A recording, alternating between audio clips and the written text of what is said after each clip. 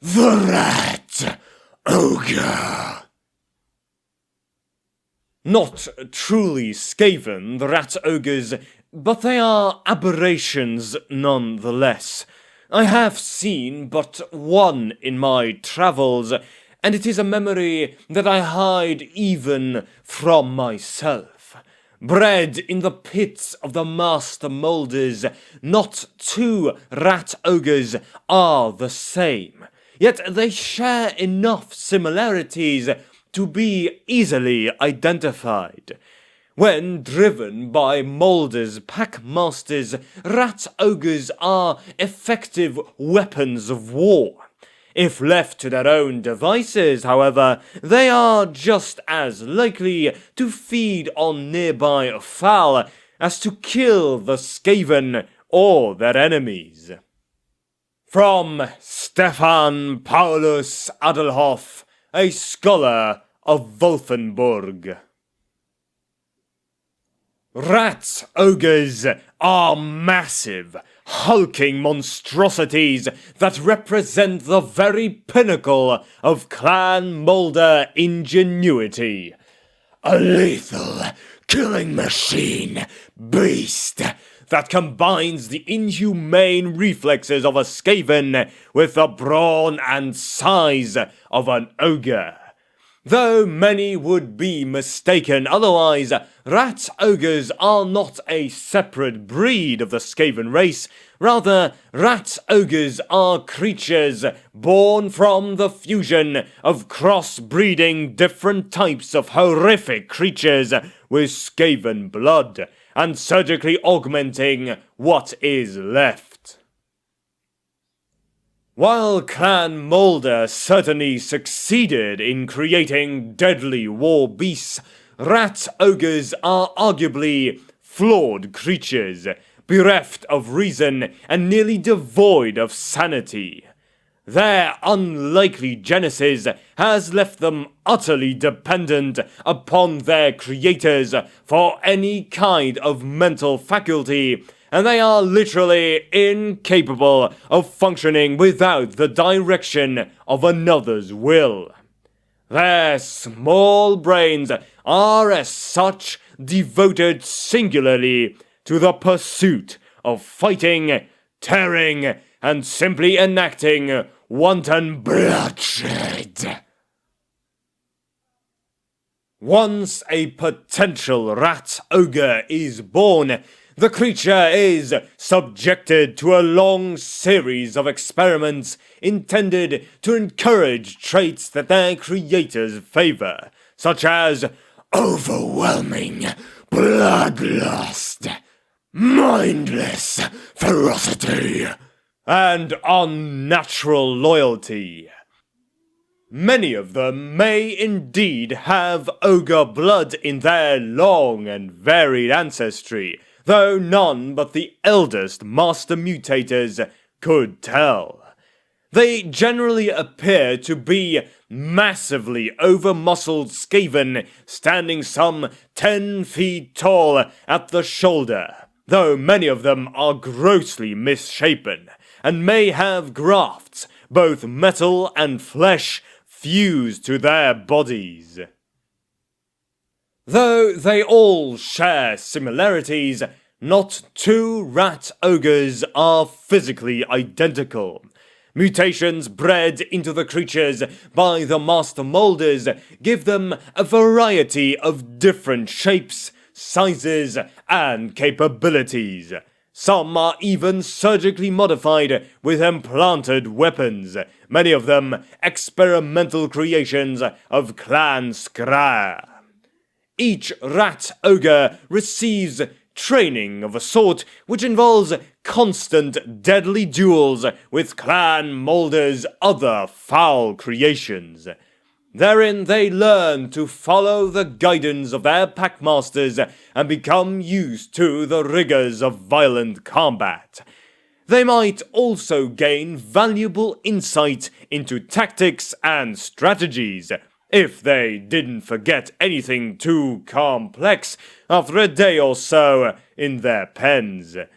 Despite their physical boons, rat ogres are barely sentient. Without the constant supervision of Mulder's pack masters, a rat ogre would wander aimlessly about the battlefield, only stopping to grab a quick snack or two, or to rip the throat from any living thing that was unlucky enough to attract its mercifully short attention.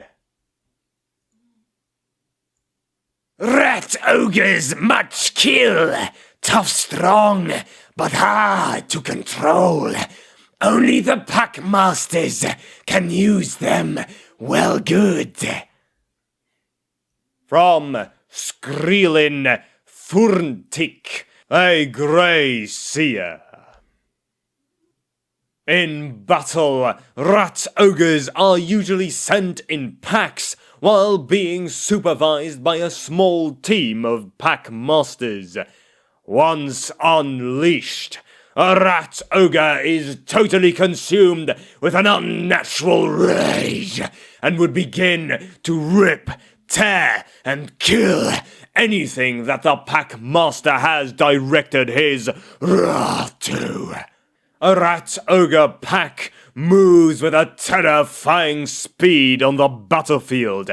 Once the pack collides with the enemy, all that can be heard over the battle are splintered shields, snapped bones, and the roars of the rat ogres drowning out the screams of their victims. As such, a rat ogre is incapable of almost anything except killing and warfare.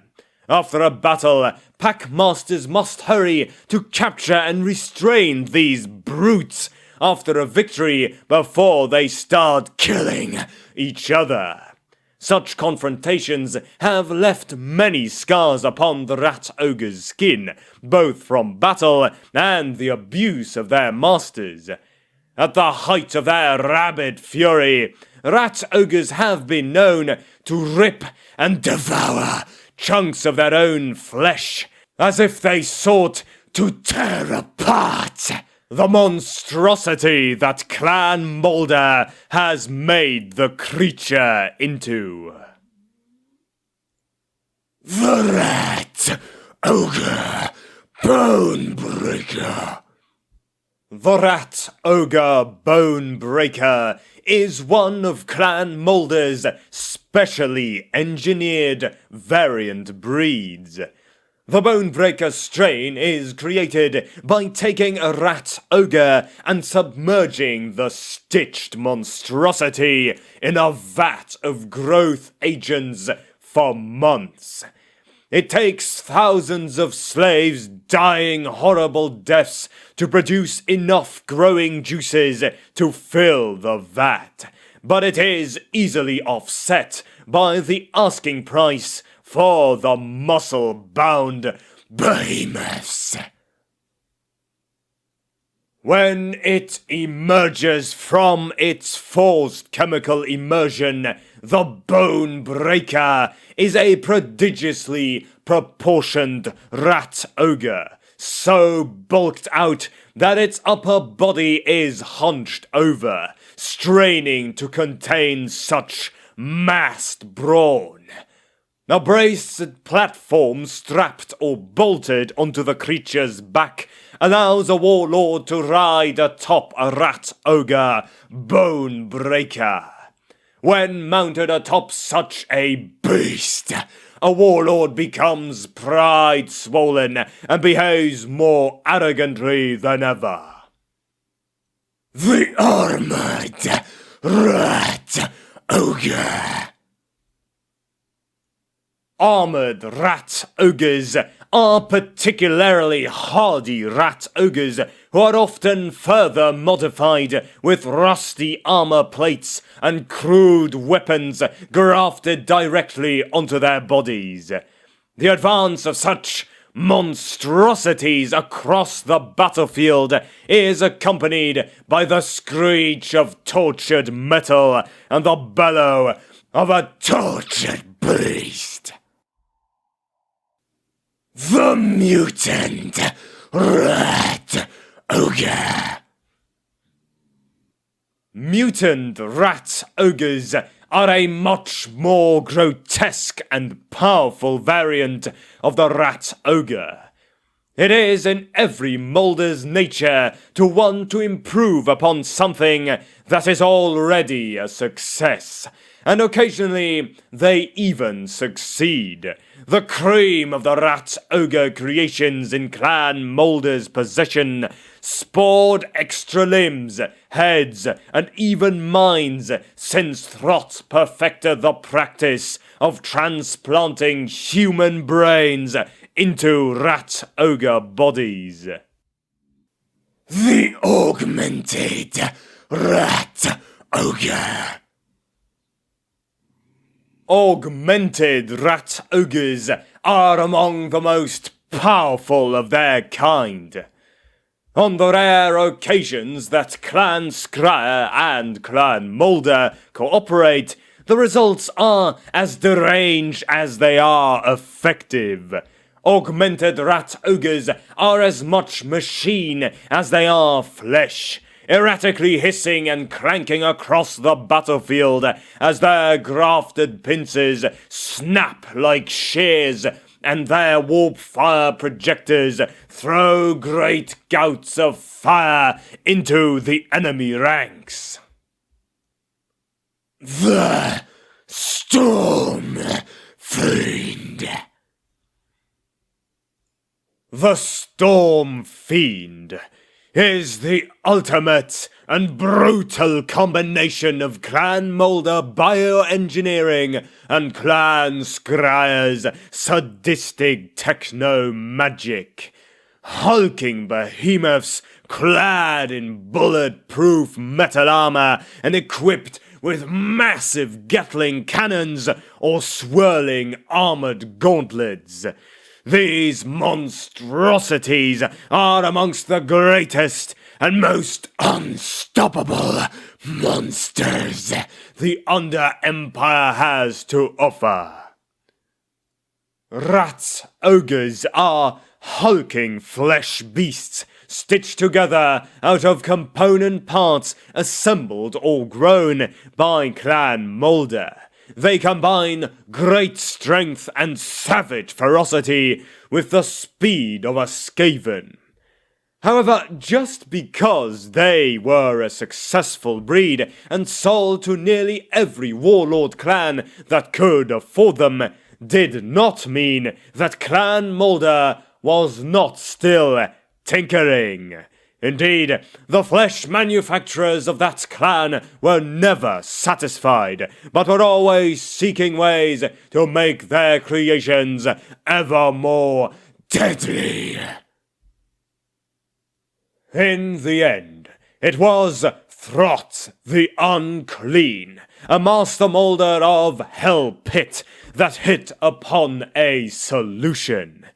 While others fixated on developing longer claws or grafting multiple arms, Throt set about getting to the root of the matter.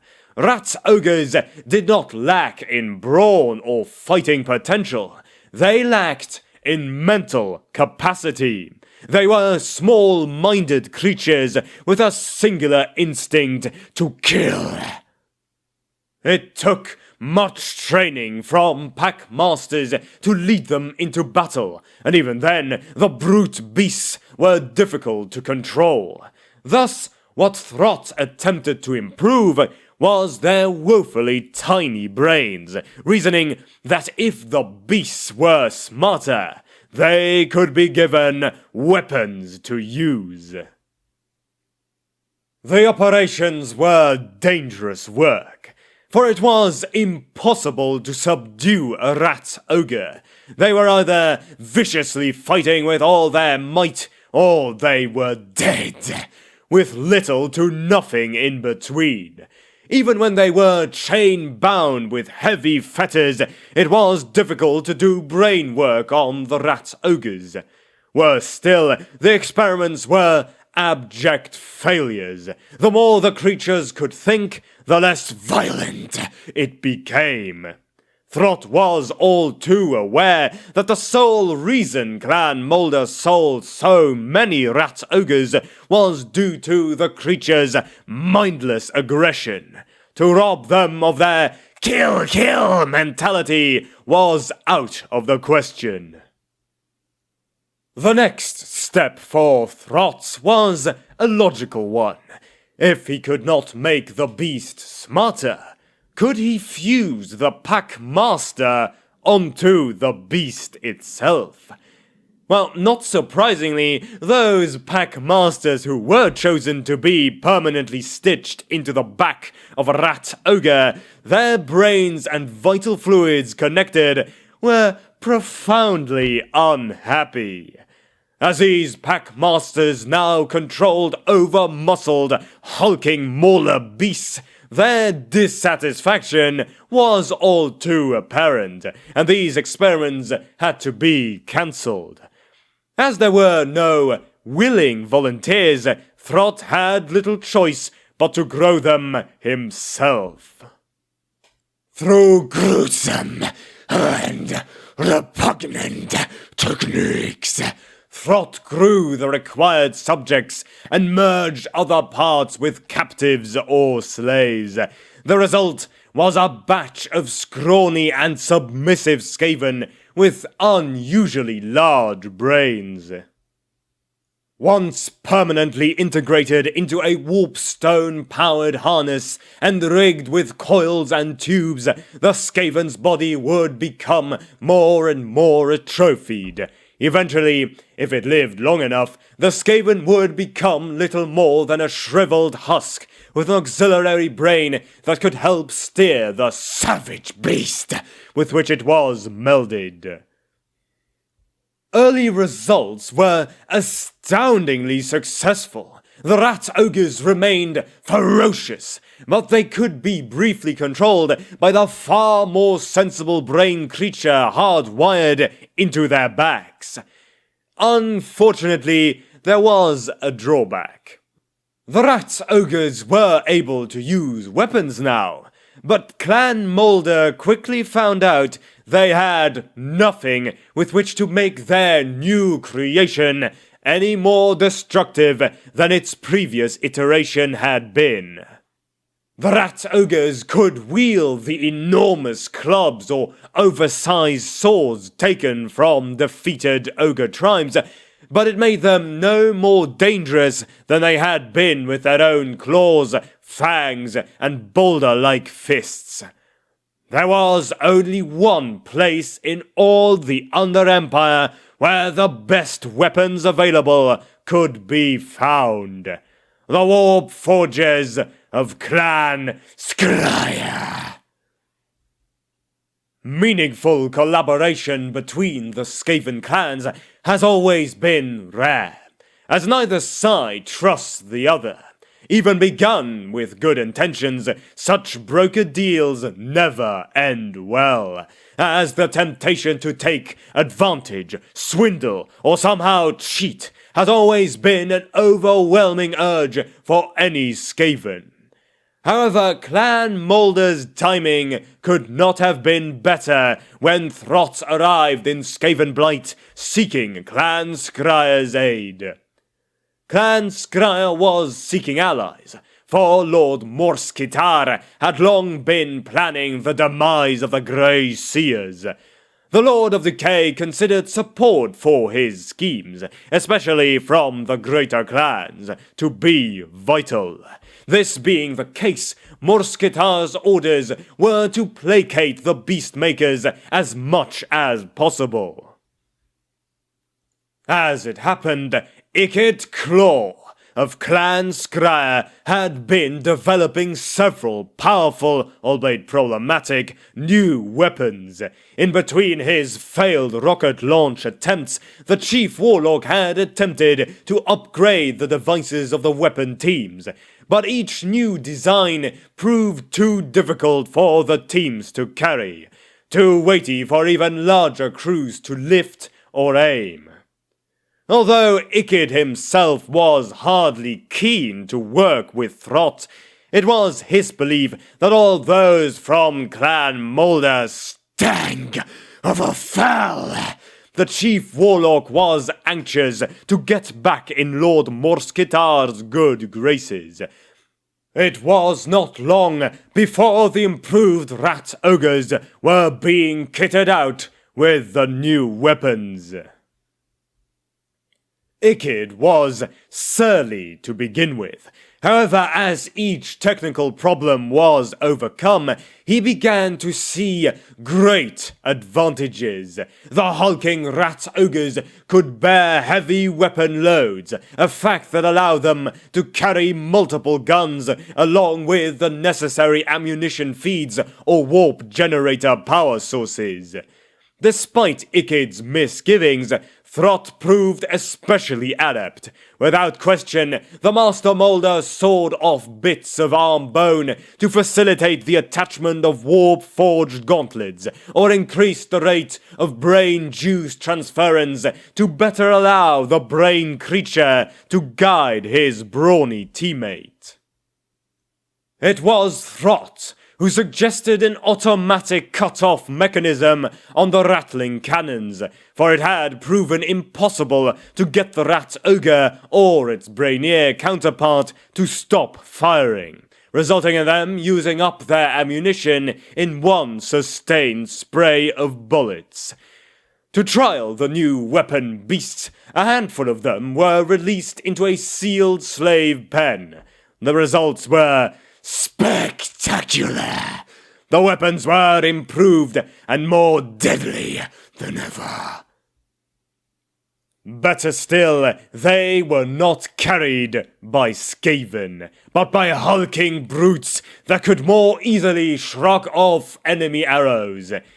In the few cases where enemies got close enough to attack the newly dubbed Storm Fiends, they found themselves mauled, crushed, or battered by club-like weapon barrels.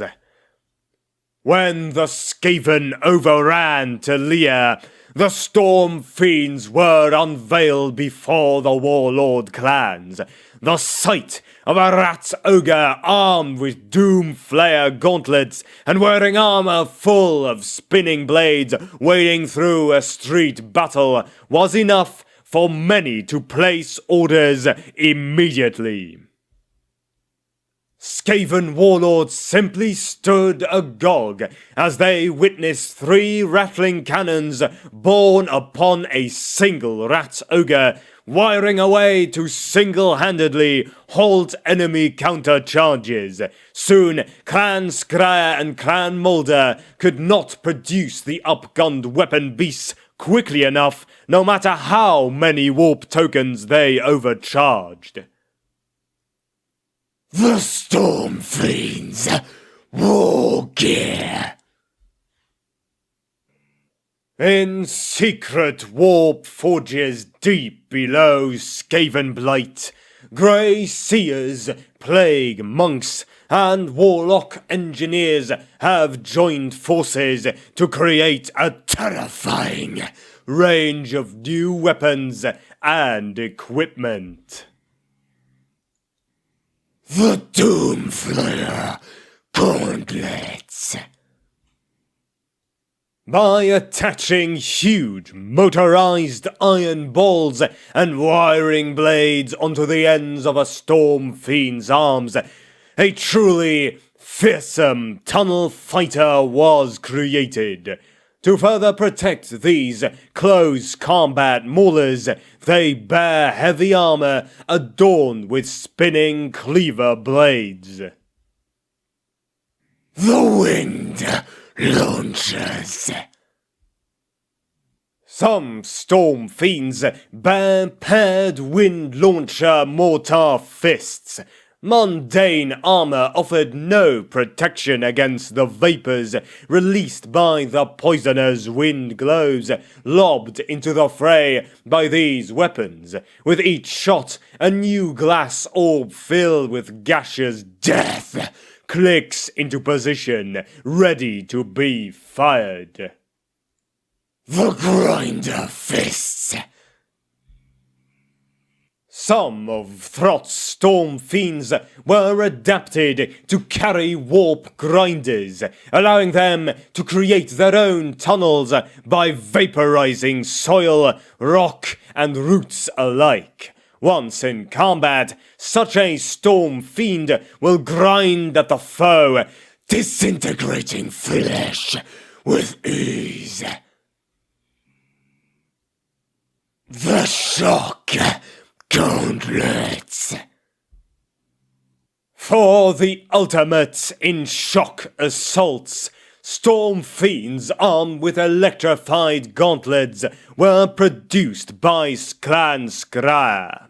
Powered by warp generators, it is the heavy armor the beast wears that is the true weapon, for it conducts arcs of warp lightning that wreathe the rat ogre's body in crackling energies. Simply being near one of these creatures is enough to sizzle many foes to a burned crisp. The Rattling Cannons. For pumping out sheer firepower, there is little that can match a storm fiend equipped with rattling cannons.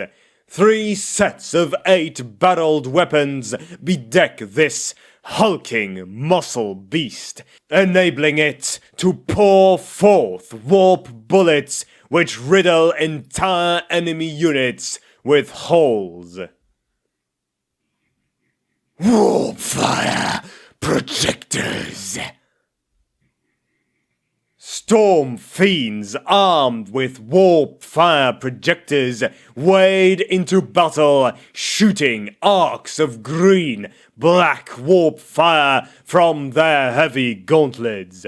While these great cones of unnatural flame occasionally miss their target, it is a small price to pay for the devastation even a single shot can wreak upon enemy regiments.